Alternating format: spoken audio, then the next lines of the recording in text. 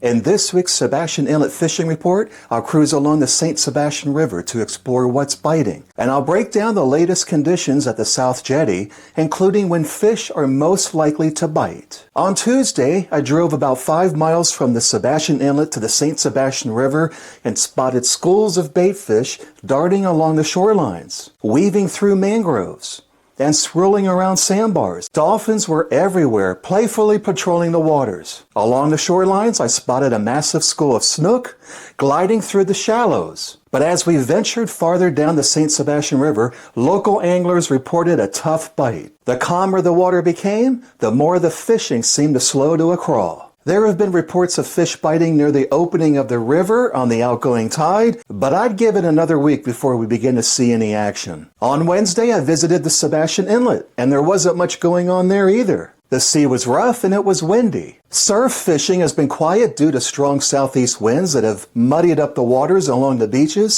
stirring up silt and seaweed, especially during incoming tides. Local legend the Snook Man, also known as Wayne Landry, shared that the water temperature at the inlet has climbed to 79 degrees, which means the potential for better fishing this week. Larger snook thrive in these warmer waters, while only the smaller ones tend to bite in the cooler conditions. Bait fish are abundant, and mohaira have been caught on both sides of the inlet. The Snookman also said there have been hand-sized mullet running into the inlet along the North Jetty. They were seen last week, and this is another promising sign for future fishing. On the North Jetty, no catches have been observed by boaters. However, the warmer water and the presence of mullet suggests snook may soon move out of the inlet to feed along the beaches. We could also see some tarpon soon. On the South Jetty, fishing has been slow, as I said, due to dirty water and seaweed during both tides. Only 1 or 2 anglers were observed fishing from the jetty at any given time. Some have seen some action at the tip of the jetty during outgoing tides, catching blue runners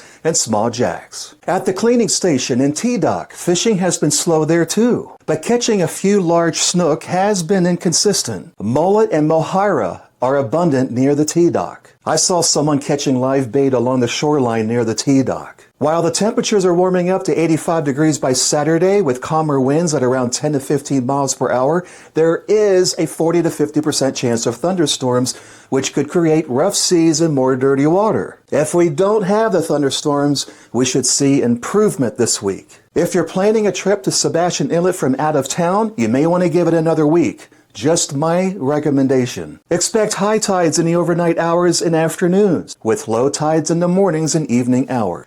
I'm Andy Hodges, and there's your Sebastian Inlet Fishing Report. Subscribe to the channel if you haven't done so already to receive these updates. Have a great week.